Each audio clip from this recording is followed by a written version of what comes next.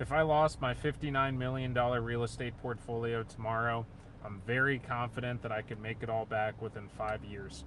Here's the steps that I would take if I was starting from zero.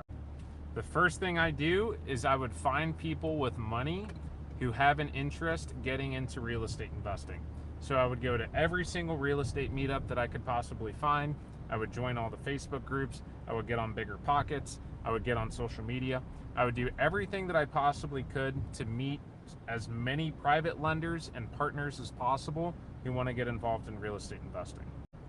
Then once I find that partner, I would then use someone else's money, such as a hard money lender or a private money lender, to give me all of the money that I need to purchase and rehab a distressed investment property.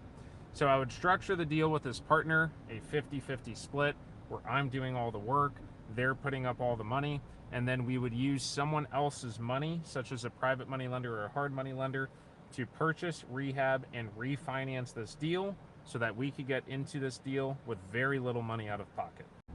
The third thing that I would do, and this is one of my biggest regrets as an entrepreneur to this day, is I would document absolutely everything, every step along the way on all social media platforms.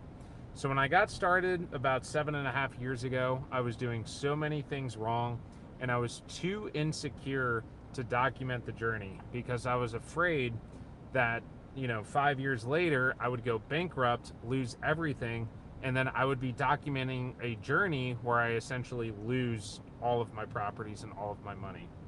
If I would have just said screw it and documented it anyways, it all would have worked out. People would have known more of my journey from the very beginning. I'd be a lot more successful. I would have a much larger following. So I would absolutely document the journey every step of the way.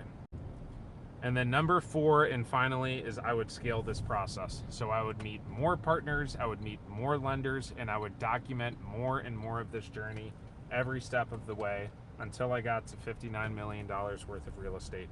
Now, obviously, there are other pieces of the puzzle, a lot of which I am already an expert in, such as the operations. Obviously, meeting people and building those relationships takes a long time.